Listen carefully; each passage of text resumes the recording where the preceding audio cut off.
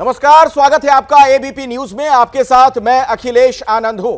तो दो राज्यों में हरियाणा और जम्मू कश्मीर को लेकर चुनाव की तारीखों का ऐलान कर दिया गया है। 4 तारीख को 4 अक्टूबर को नतीजे आएंगे। एबीपी न्यूज पर सबसे तेज नतीजे आप देखेंगे। लेकिन अभी की एक और बड़ी खबर मैं आपको पहले बता दूं। कोलकाता में मुख्यमंत्री ममता बनर्जी पैदल मार्च कर रही हैं, सड़क पर उतर आई हैं और सीबीआई से इंसाफ की गुहार लगा रही हैं।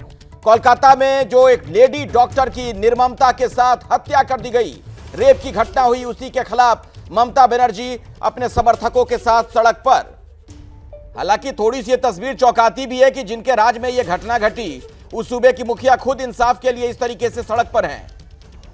ये आप देख सकते हैं ममता का मार्च। रेप कांड पर किस तरीके से सियासत गरमाई हुई है, उसका अंदाजा इन तस्वीरों से आप लगा सकते हैं। तो बीजेपी आरोप लगा रही है कि सरकार पूरी तरीके से नाकाम रही इस मामले में। लॉ एंड ऑर्डर सरकार स्टेट का सब्जेक्ट होता है और ऐसे में जाहिर तौर पर अगर वहां पर इतनी बड़ी घटना घट गई तो वहां की सरकार से सवाल पूछे जाएंगे। लेकिन ममता बनर्जी खुद ही सड़क पर उतर आई हैं और इंसाफ की मांग कर रही हैं। तो लगातार वहां पर नारेबाजी भी हो रही है, आप सुन पा रहे होंगे। सूबे की मुखिया सड़क पर इंसाफ की मांग करती हुई, और उन्हीं के राज में यह घटना घटी है। डॉक्टर से रेप और हत्या के आरोपी को फांसी की सजा की मांग की जा रही है। दरअसल जो कलकत्ता पुलिस है उस पर भी कई सवाल खड़े हुए इस पूरे मामले में, और वहां की हाईकोर्ट ने आखिरकार सीबीआई को यह जांच का जिम्मा सौंप दिया। शुरुआती दौर से ही इस मामले में लीपापोती के आरोप लग रहे थे कलकत्ता पुलिस पर, सबूतों से छेड़छाड़ के आरोप लगे, और अब इस पूरे मामले की जांच जो देश की प्रीमियम जांच एजेंसी है सीबीआई वो कर रही है। कई लोगों से पूछताछ इस मामले में की जा चुकी है। मेरे साथ मनोज्ञा लोईवाल इसी खबर पर और ज्यादा जानकारी के साथ जुड़ रही हैं। मनोज्ञा, ममता बनर्जी खुद इंसाफ के लिए सड़क पर उतर आई हैं, उन्हीं के राज में यह घटना घटी, आखिर वो क्या कहना चाह रही हैं? देखिए, ममता बनर्जी महिलाओं के साथ आज सड़क पर उतर कर एक शक्ति प्रदर्शन कर रही है। ये शक्ति प्रदर्शन ये कि महिलाओं की सुरक्षा पश्चिम बंगाल में जो इस समय सबसे बड़े सवालों के घेरे में है, उसमें महिला मुक्ति होते हुए ममता बनर्जी लीड ले रही हैं। और उसके साथ ये हजारों महिलाओं की तस्वीर जो आप देख रहे हैं, ये अपने आप में बयां करने की कोशिश है। एक हमारा जो ये बताने के लिए कि बंगाल में जो सवाल उठ रहे हैं महिलाओं की सुरक्षा पर, या फिर अभी हाल ही के तौर पर अर्जीकर मामला जिसमें हत्या का मामला आ रहा है, और उसके बाद हमारा ये यहाँ का जो मामला है कोलकाता में अर्जीकर मामला जिसमें महिला की मौत हो जाती है और उसके बाद सवालों के घेरे में बंगाल सरकार आ जाती है। अब तो मामला सीबीआई को दे दिया गया है और अभी तक कोलकाता पुलिस को ममता बनर्जी ने कहा था रविवार के अंदर इस पूरे मामले की जांच करके रिपोर्ट दायर करने के लिए, और यही बात सीबीआई पर लागू करने की कोशिश की जा रही है, ये कहते हुए कि सीबीआई को 19 तारीख के अंदर जो भी आरोपी हैं उन्हें गिरफ्तार करना होगा और इस पूरे मामले को सुलझाना होगा, साफ करना होगा कि आखिरकार इसमें है कौन। तो आप कल्पना कीजिए, बंगाल के ही प्रशासन में बंगाल का ही प्रशासन, बंगाल की ही पुलिस, कोलकाता की ही पुलिस, और इस समय सड़क पर प्रदर्शन करने उतर गई है ममता बनर्जी अपनी ही सरकार के तहत, अपनी ही प्रशासन में हुए। ठीक है मनोज्ञा, शुक्रिया आपका। लेकिन वही सवाल है, वही विरोधाभास कि आखिर ममता बनर्जी किससे इंसाफ की मांग कर रही है? उन्हीं के राज में तो ये घटना घटी है और खुद सड़क पर अब उतर आई है। बहरहाल अब बात कर लेते हैं सियासी खबरों की। जम्मू कश्मीर और हरियाणा में चुनाव की तारीखों का ऐलान हो चुका है।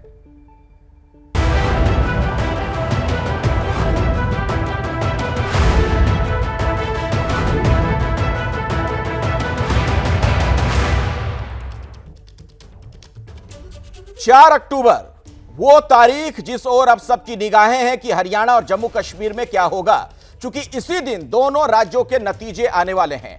तो अभी की बड़ी खबर आपको बता दें, चुनाव आयोग की तरफ से अब से कुछ ही देर पहले प्रेस कॉन्फ्रेंस की गई और चुनाव की तारीखों का ऐलान कर दिया गया है। और जम्मू कश्मीर के लिए बहुत खास इस लिहाज से हो जाता है क्योंकि 10 सालों के बाद यानी 370 हटने के बाद अब जाकर वहां पर चुनावी प्रक्रिया की बहाली हुई है।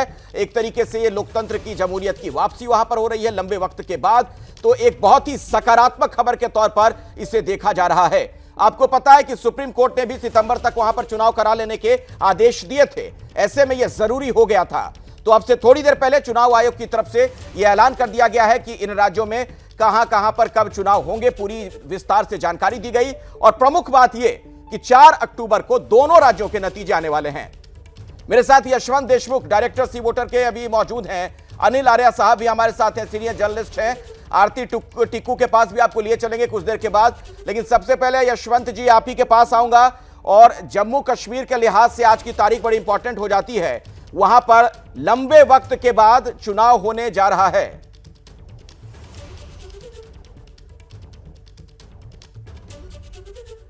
जी बिल्कुल, बहुत लंबे वक्त के बाद चुनाव भी होने जा रहा है और साथ में एक लोकतांत्रिक प्रक्रिया को दोबारा शुरू करने का जो एक नतीजा है वो एक उसको भी टेस्ट करता है कि आखिर राज्य में कितने हालात अब सामान्य हो गए हैं। लोकसभा चुनाव में जिस तरीके से टर्नआउट बढ़ा था, खासतौर पे बारामूला में और बाकी जगहों पे, श्रीनगर में भी पिछले चुनाव के मुताबिक लगभग 4 गुना टर्नआउट हो गया था। उससे मुझे लगता है कि एक अच्छे संकेत मिले कि अब वहां के राज्य में हालात वापस एक राज्य सरकार को चुनने, राज्य सरकार दर्जा वापस पाने और स्थानीय प्रतिनिधित्व को महत्व देने के लिए तैयार है।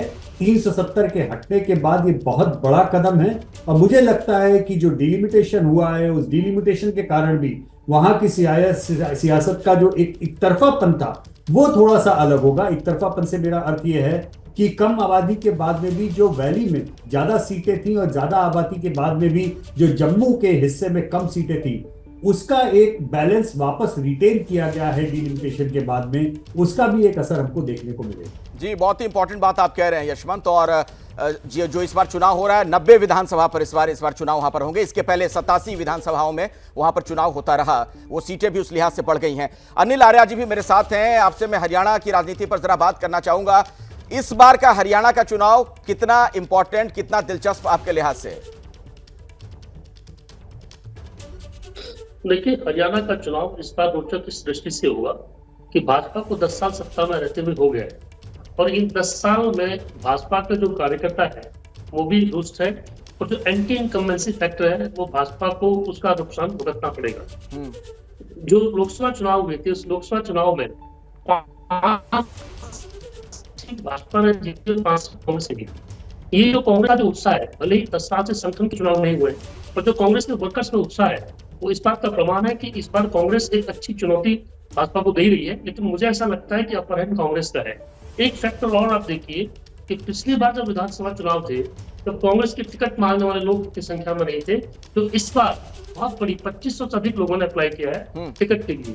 और इसके साथ ये भी समझना होगा कि कांग्रेस ने जो इस बार जो सोशल इंजीनियरिंग, जो जातीय फार्मूला अपनाया था लोकसभा चुनाव के अंदर, वो बड़ा इंपॉर्टेंट है।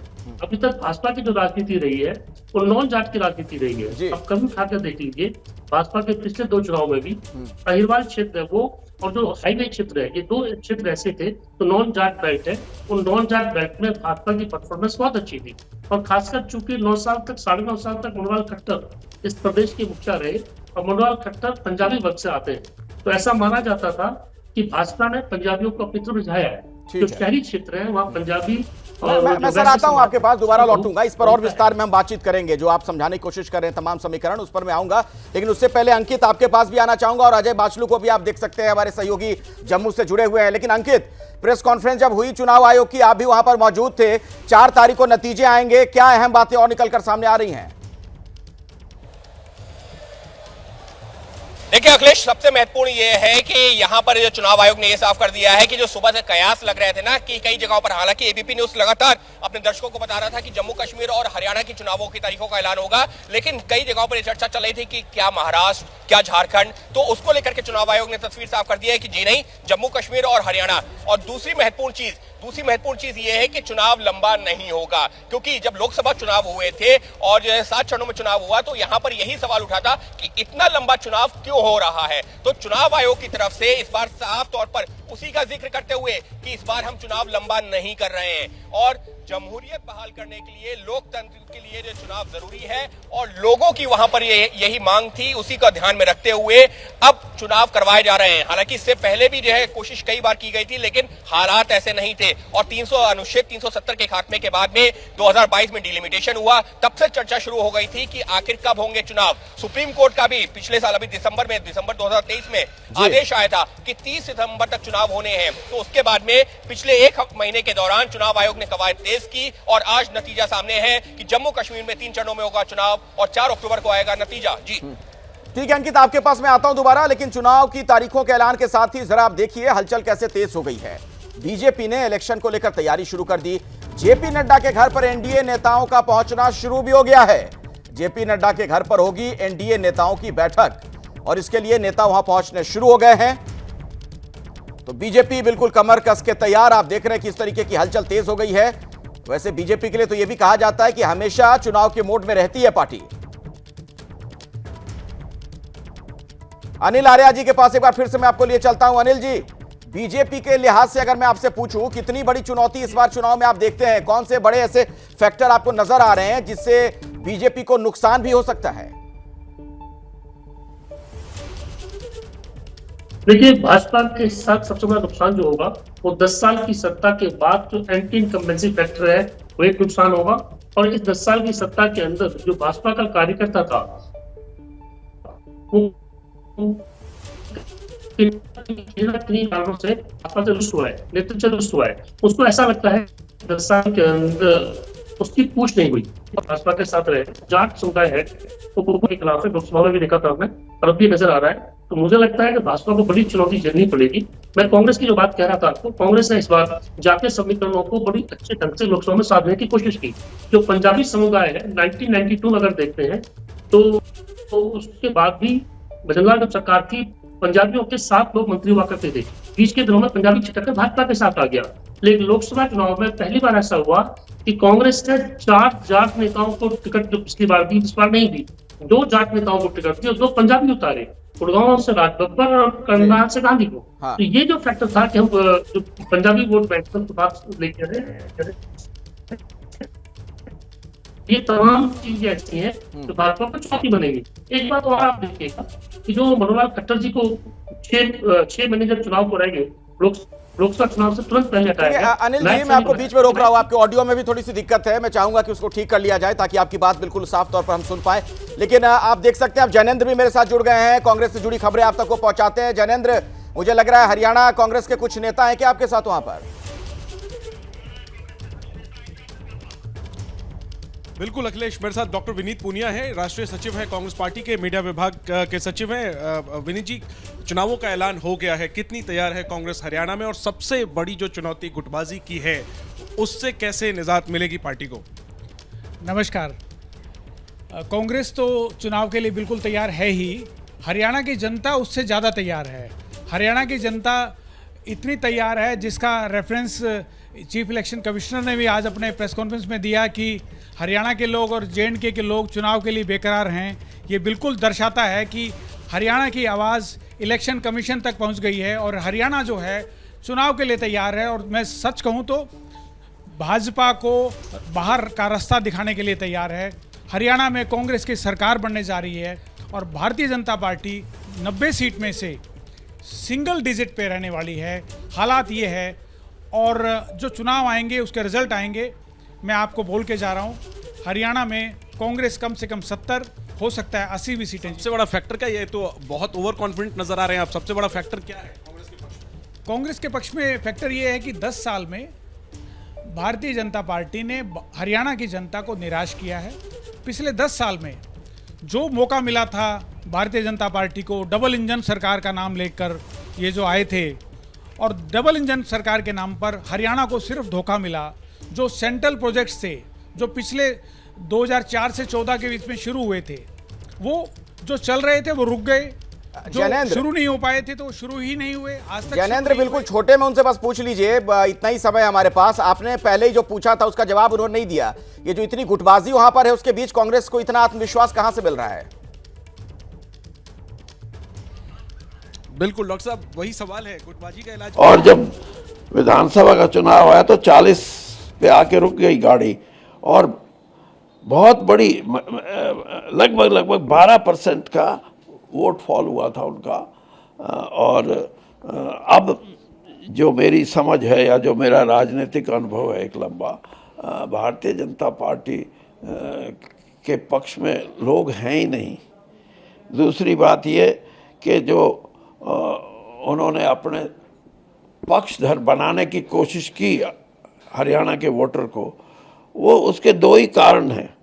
एक तो उन्होंने जाति पाति के आधार पे समाज को बांटने का एक प्रयास किया, और दूसरा धर्म के नाम से, मैं तो उसको धर्म तो नहीं बोलता, धर्मांधता के नाम से लोगों को बांटने का काम किया। इन दोनों चीज़ों पे वो पूरे तौर पे हरियाणा के संदर्भ में, हरियाणा का सामाजिक जीवन, हरियाणा का ऐतिहासिक जीवन और हरियाणा में सामाजिक जो हमारी मान्यताएं हैं इकट्ठा रहने की, वो सारी मान्यताओं का उनको ज्ञान नहीं था, इसलिए उनको इन दोनों चीज़ों से बड़ा भारी नुकसान हुआ। और इसलिए वोटर जो है आज हरियाणा में, मेरा अपना ये आंकलन है कि 70% से ज़्यादा मतदाता आज भारतीय जनता पार्टी को सत्ता से बाहर करना चाहता है। लेकिन आप तो दोनों तरफ रहे हैं, परंपरागत राजनीति से इतर सैनी साहब को भाजपा ने मुख्यमंत्री बनाया है। तो चौधरी वीरेंद्र सिंह को आपने सुना, उचाना इलाके से, हरियाणा में विधानसभा क्षेत्र है, 5 बार वहां से वो चुनाव जीत चुके हैं, धाकड़ नेता वहां के कांग्रेस के। जम्मू कश्मीर चुनाव को लेकर बीजेपी का बयान भी सामने आ गया है। काफी समय के बाद सौभाग्य आया, ऐसा कहा है बीजेपी ने, और चुनाव के लिए हम तैयार हैं। तो बीजेपी की प्रतिक्रिया जम्मू कश्मीर में चुनाव को लेकर, लंबे वक्त के बाद जो वहां विधानसभा का चुनाव होगा, राज्य के पुनर्गठन के बाद बीजेपी ने कहा कि हम पूरी तरीके से चुनाव को लेकर तैयार हैं। मुझे लगता है कि जम्मू कश्मीर के लिए एक बहुत वेट के बाद जो है एक बहुत बड़ा इलेक्शन जो है वो आया है, और बहुत उत्साह का माहौल है, और खासकर जो इलेक्शन कमीशन ने इसके ऊपर संज्ञान दिया है, मुझे लगता है जो फर्स्ट फेज, 3 फेजेस में, बड़े शॉर्ट फेजेस के अंदर जो इलेक्शन संपूर्ण होंगे। 8 को पहला चरण का मतदान होगा, और उसके बाद 18 सितंबर को, और उसके बाद 25 को, और फिर 1 तारीख को, 3 चीजों में रहेगा।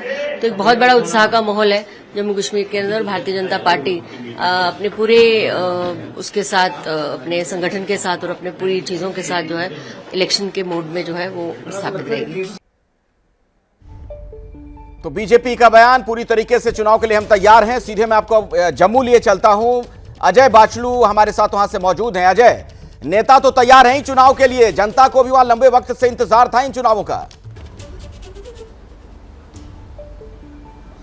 जी बिल्कुल, जनता को काफ़ी लंबे समय से इंतजार था। जम्मू कश्मीर की अगर मैं खास तौर पर बात करूं तो यहां जनता को काफ़ी इंतजार था, क्योंकि 10 साल का अखिलेश छोटा समय नहीं होता। 10 साल से लोग यहां अपनी रोज़मर्रा की दिक्कतों के लिए सेक्रेटरीट जाते थे, ब्यूरोक्रेसी के पास जाते थे, और उनकी सुनवाई कहीं ना कहीं नहीं होती थी। तो ऐसे में एक आम शख्स की, जम्मू कश्मीर के एक आम नागरिक की जो अप्रोच विधायक तक होती है, या जो अप्रोच मंत्री तक होती है, जिनसे मंत्रियों ने या विधायकों ने उनसे वोट लेने होते हैं, तो इस संदर्भ में कहीं ना कहीं उनके काम हो जाते थे। लेकिन जिस तरह से पिछले 10 साल से जम्मू कश्मीर में ब्यूरोक्रेसी का रोल था, और ब्यूरोक्रेसी पर हमेशा से ये आरोप लगते रहे हैं कि आम लोगों की एक्सेस उन तक नहीं है, तो ये एक बड़ा चैन का सांस लिया है जम्मू कश्मीर के लोगों ने। क्योंकि अब सितंबर में जो है चुनाव शुरू होंगे, अक्टूबर में नई सरकार होगी, तो कहीं ना कहीं जो एक आम लोगों की समस्या है, जो आम लोगों से जुड़ी हुई समस्या है,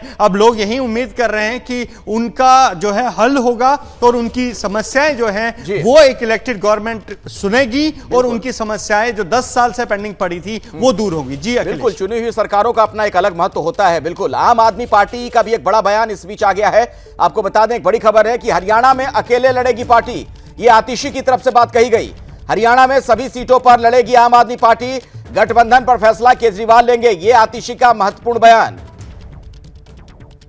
कश्मीर के विधानसभा चुनाव का ऐलान हो गया है। 1 अक्टूबर को हरियाणा में चुनाव होना है। आम आदमी पार्टी हरियाणा में पूरी ताकत के साथ चुनाव लड़ने की तैयारी कर रही है। हमारे साथ वरिष्ठ नेता और कैबिनेट मंत्री आतिशी, हरियाणा की बड़ी तैयारी है, क्या लगता है कि इस बार चुनाव में क्या होने जा रहा है?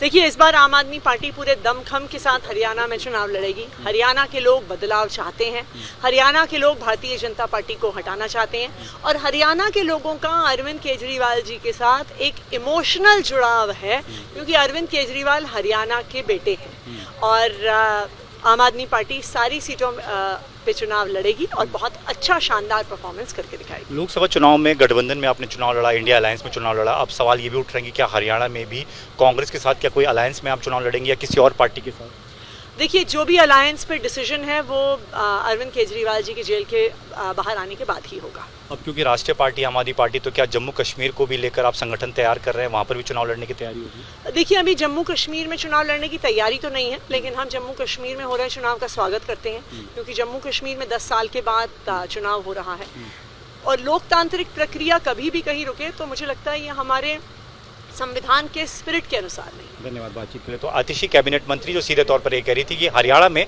पूरे जोर शोर से आम आदमी पार्टी चुनाव लड़ेगी, सभी सीटों पर चुनाव लड़ेगी। अलायंस को लेकर सीधे तौर पर उन्होंने कुछ नहीं कहा, लेकिन ये जरूर है कि पार्टी की पूरी तैयारी है कि पंजाब और दिल्ली के बाद हरियाणा ऐसा राज्य है जो कि दोनों के बॉर्डर से कनेक्ट है और वहाँ पर आम आदमी पार्टी जरूर पूरी ताकत के चुनाव लड़ना चाहेगी। कैमरामैन राजेंद्र सिंह के साथ दीपक सिंह रावत, एबीपी न्यूज़, दिल्ली। तो ये बड़ा बयान है, आपने आतिशी को सुना कि हरियाणा में अकेले लड़ेगी पार्टी, सभी सीटों पर लड़ेगी। मेरे साथ यशवंत लगातार जुड़े हुए हैं। यशवंत, अब इसका क्या मतलब निकाले? जो इंडिया गठबंधन के लोग हैं पूरे देश में तो कहते हैं कि भाई हम संविधान को बचाने की लड़ाई लड़ रहे हैं, हम लोकतंत्र को बचाने की लड़ाई लड़ रहे हैं, लेकिन हरियाणा में अब अकेले लड़ेगी आम आदमी पार्टी। अब अकेले लड़ना भी चाहिए और मुझे लगता है उसका बहुत बड़ा कारण यह है कि हरियाणा के बगल में दिल्ली है और दिल्ली में भी 1 साल के अंदर ही चुनाव है, तो इसलिए स्वाभाविक सी बात है कि दिल्ली में मुझे नहीं लगता कि आम आदमी पार्टी किसी भी कीमत पे कांग्रेस के साथ में सत्ता को शेयर करना चाहेगी। और यही कारण ये है कि जिस तरीके से आपने हाल फिलहाल में दिल्ली में भी देखा, कांग्रेस पूरी तरह से एग्रेसिवली आम आदमी पार्टी के खिलाफ कैंपेन करने में जुट गई है लोकसभा चुनाव के ठीक बाद से। तो ये बहुत ही अस्थायी अरेंजमेंट था लोकसभा चुनाव में साथ में चुनाव लड़ने का। उसका उनको कुछ फायदा हुआ या नहीं हुआ ये तो मैं नहीं कह सकता, लेकिन हाँ, कांग्रेस को हरियाणा में जितना फायदा मिलना था उतना मिला है और कांग्रेस को ये लगता है कि वो अकेले दम अगर सत्ता में आने की स्थिति में है तो ये गलत नहीं लगता है। मतलब कांग्रेस के पास में बड़े नेता हैं, बड़ा चेहरा है हुड्डा जी के रूप में, न केवल हुड्डा जी के रूप में, बाकी भी जो और क्षत्रप है कांग्रेस के वो अच्छे खासे बड़े नाम है, चाहे कुमारी शैलजा हो या बाकी नेता भी वहां पर हो। तो इसलिए कांग्रेस का आत्मविश्वास हरियाणा में वैसा ही है जैसा आम आदमी पार्टी का आत्मविश्वास दिल्ली में होगा। तो ऐसे में मुझे नहीं लगता, आत्मविश्वास जब ऊपर होता है तो कोई भी सत्ता साझा नहीं करना चाहता है, राजनीति का। बिल्कुल, तो आपने जो बात कही उसका सार यही नजर आता है कि कुल मिलाकर लड़ाई तो सत्ता की ही है, कि लोकसभा चुनाव में आप साथ लड़ लेते हैं लेकिन यहाँ पर सत्ता के लिए अब अलग अलग एक दूसरे के खिलाफ लड़ेंगे। बांग्लादेश से जुड़ी अभी एक बड़ी खबर आ रही है। मोहम्मद यूनुस ने प्रधानमंत्री मोदी से बात की है। बांग्लादेश के मौजूदा हालात पर उन्होंने बातचीत की। प्रधानमंत्री मोदी ने एक्स पर पोस्ट कर बताया है कि यूनुस ने हिंदुओं की सुरक्षा का भरोसा दिया है। बांग्लादेश की अंतरिम सरकार के सलाहकार हैं यूनुस और उन्होंने भारत के प्रधानमंत्री से बातचीत की है। और देखिए, नरेंद्र मोदी ने, भारत के प्रधानमंत्री ने यह बात खुद एक्स पोस्ट पर उन्होंने लिखी कि टेलीफोनिक बातचीत हुई है उनकी और इस दौरान उन्हें यह आश्वस्त किया गया है कि हिंदुओं की सुरक्षा की जाएगी। आपने देखा था पिछले दिनों में किस तरीके से वहां पर हिंदुओं पर टारगेटेड अटैक किया गया था। इस बात से वहां का हिंदू समुदाय बहुत नाराज था, लाखों की संख्या में वो सड़क पर निकल आए थे। और अब मोहम्मद यूनुस की तरफ से यह आश्वस्त किया गया है कि वहां पर हिंदुओं पर हमले नहीं होंगे। कोलकाता में सीएम ममता ने निकाला है पैदल मार्च। मौलाली इलाके से धर्मतल्ला तक पैदल मार्च। सीबीआई से इंसाफ मांगने के लिए सड़क पर उतरी है ममता बनर्जी। बीजेपी और लेफ्ट पर भी बरसी हैं ममता बनर्जी। ये तस्वीरें भी आप देख सकते हैं, ये कोलकाता की सड़क जहां पर ममता बनर्जी अपने समर्थकों के साथ पैदल मार्च करती हुई। हमारी सहयोगी मनोज्ञा भी वहीं पर मौजूद हैं। मनोज्ञा, ये ममता बनर्जी जो मार्च इस तरीके से निकाल रही हैं, इसके जरिए क्या संदेश देना चाह रही हैं, क्या कहना चाह रही हैं?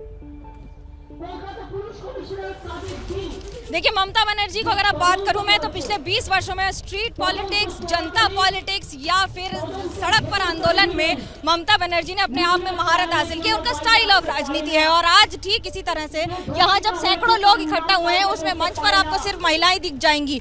महिला के खिलाफ ही ये मामला है, महिला ही इसमें आरोपी है और महिला जिस तरह से महिला, क्योंकि आरोप लगे हैं कि एक महिला का बलात्कार हुआ है और डॉक्टर का बलात्कार, और उसके आरोप की किस तरह से एक व्यक्ति को फांसी हो, तो ये राजनीति की आप एक दूसरी तस्वीर देख रहे हैं जहां पर प्रशासन की मुखिया है ममता बनर्जी, पश्चिम बंगाल की मुख्यमंत्री हैं, तीसरी बार जीत कर यहाँ पर सत्ता में काबिज हुई हैं, लेकिन उसके साथ साथ आज अपने ही राज्य में अपने ही प्रशासन पर ये क्या कह रही हैं कि सीबीआई के, क्योंकि इस मामले को अब साथ ही साथ यहाँ पे पोस्टर्स दिखा तो दूं आपके ऑडियो में कुछ दिक्कत आ रही है मनोज्ञा, लेकिन ये तस्वीरें कई सवाल भी खड़े करती हैं कि जिनके ऊपर इन लोगों की रक्षा की जिम्मेदारी है वही सड़क पर इंसाफ के लिए अगर उतर आएंगी तो फिर क्या कहा जाएगा। बहुत ही विरोधाभास वाली ये तस्वीर। इस बीच एक खबर बता दूं आपको, आरजी कार मेडिकल कॉलेज में तोड़फोड़ पर हाईकोर्ट सख्त हो गया है। कलकत्ता हाईकोर्ट ने ममता सरकार को फटकार लगाई है। बेहतर होगा अस्पताल को बंद किया जाए, मरीजों को दूसरे अस्पतालों में शिफ्ट किया जाए।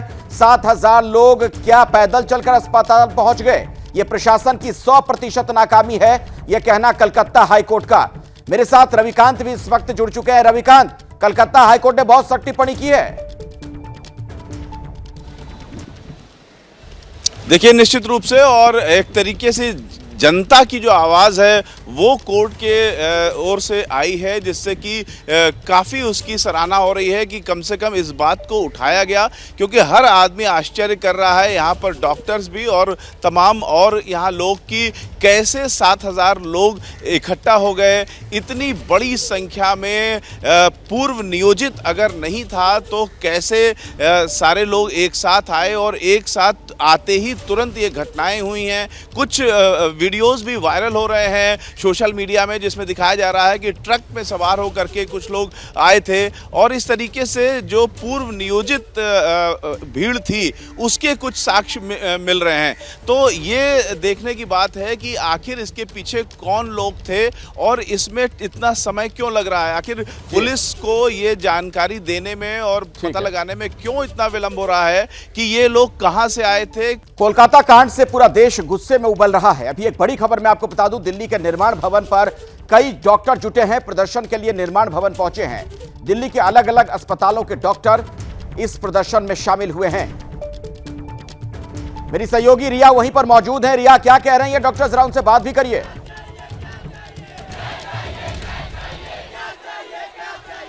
देखिए, बिल्कुल यहाँ पर अखिलेश आपको तस्वीरों में नजर आएगा, निर्माण भवन के सामने हम मौजूद हैं और बड़ी संख्या में दिल्ली के अलग अलग अस्पतालों से जो डॉक्टर्स हैं वो यहाँ पर मौजूद हैं और जो न्याय की जो मांग है वो लगातार यहाँ पर उठ रही है। यहाँ पर अपडेट जो है वो भी आपको यहाँ पर देना चाहती हूँ। इन डॉक्टर्स का जो डेलीगेशन है वो ministry of health and family welfare के ऑफिशियल्स से मिला था और उनसे जो बातचीत हुई, ऑफिशियल्स ने अपना जवाब देने के लिए समय मांगा है। तो डॉक्टर्स का यहाँ पर जो मौजूद है ये कहना है कि जब तक जवाब नहीं आएगा प्रदर्शन जारी रहेगा। बातचीत जो है वो कुछ पॉजिटिव हुई है, लेकिन जब तक एक प्रॉपर जवाब नहीं आ जाता तब तक ये जो प्रदर्शन है वो यहाँ पर इन डॉक्टर्स का लगातार जारी है। ये जो डॉक्टर्स हैं आपको बता दूं, एम्स से मौजूद हैं, आरएमएल अस्पताल से, दिल्ली के जो भी बड़े छोटे सरकारी अस्पताल है उन सभी के डॉक्टर्स आपको यहाँ पर नजर आएंगे। और ये जो प्रदर्शन है जब तक एक जवाब नहीं आ जाता तब तक ये जो प्रदर्शन है वो यहाँ पर जारी रहेगा। जरूर यहाँ पर जो लोग हैं उनसे बात करने की भी कोशिश करेंगे इन डॉक्टर्स की। बिल्कुल बिल्कुल बिल्कुल, यहाँ पर अभी मीटिंग हुई है आप लोगों की, क्या निष्कर्ष निकल कर आया, क्या मांग है? अभी हम लोग एक्चुअली जो चाहते हैं कि डॉक्टर्स अपने वर्क प्लेस में सेफ रहे, स्पेशली फीमेल जो हमारा डॉक्टर्स है वो वर्क प्लेस में सेफ रहे। इसके लिए हम लोग अभी मेनली सीपीए को डिमांड कर रहे हैं, सेंट्रलिटी की मांग जो है वो कर रहे हैं। देखिए, यहाँ पर जस्टिस फॉर आवर हीलर्स का जो पैम्पलेट है वो नजर आएगा। आप बताइए, महिला सुरक्षा की, डॉक्टर सुरक्षा की मांग है, कहाँ क्या? सबसे पहले तो किसी भी लेडी की सुरक्षा इंपॉर्टेंट है और ऊपर से हॉस्पिटल में मतलब जब वो अपना 36 आवर्स की ड्यूटी कर रही है और उसमें भी उसे ड्यूटी नहीं करने दिया जा रहा, उसका गैंग रेप किया जा रहा है, तो हमें सीपीए चाहिए, सेंट्रल प्रोटेक्शन एक्ट चाहिए, अभ्या के लिए जस्टिस चाहिए, उसके गुनहगारों को फांसी होनी चाहिए। सेंट्रल प्रोटेक्शन एक्ट जो है वो चाहिए, सीपीए चाहिए, एक सेंट्रल लेजिस्लेशन चाहिए, एक एक्ट चाहिए जिससे इन डॉक्टर्स की जो सुरक्षा है वो सुनिश्चित हो सके। तो ये जो है वो तमाम मांगे हैं यहाँ। ठीक है रिया, और देखिए कोलकाता के आरजी कर मेडिकल कॉलेज में तोड़फोड़ से जुड़ा एक और वीडियो सामने आ गया है, आपको दिखाते हैं। ये वीडियो भी नई तस्वीरें सामने आ रही हैं, एक नया वीडियो सामने आया है। देखिए किस तरीके से तोड़फोड़ की गई। ये 14 अगस्त का वीडियो बताया जाता है। आप देख रहे हैं उपद्रवियों को हाथ में लाठी डंडे, कहीं से भी ये कोई प्रदर्शनकारी या ऐसा लग रहा है आपको कि आम व्यक्ति हो सकता है जो वहां पर गुस्सा जाहिर करने पहुंचा होगा? ऐसा लग रहा है मानो ये गुंडे मवाली हो, अस्पतालों के अंदर घुस गए, इमरजेंसी वार्ड में गए और कुछ इस तरीके से तोड़फोड़ कर रहे थे। इसी दौरान कुछ डॉक्टर्स की पिटाई भी हो गई है और कलकत्ता हाईकोर्ट ने इसी पर बहुत ही गंभीर टिप्पणी कुछ देर पहले की कि यह 100% प्रशासन की नाकामी है, वहां की सरकार सवालों के घेरे में। इन तमाम बड़ी खबरों पर आगे भी हमारी नजर बनी रहेगी। जैसे ही घड़ी का काटा दोपहर 2:30 पे आए, बबीता जी का दिल सास बहू साजिश के लिए मचल जाए। और ये है इनकी बहू, पूरे दिन ऑफिस की टेंशन हो जाए गॉन जब ये करें अपना फेवरेट शो फ्री टाइम पे ऑन। इनकी तरह आप भी देखें अपना फेवरेट शो अपने टाइम पर और डाउनलोड कीजिए एबीपी लाइव ऐप अपने स्मार्ट टीवी पर।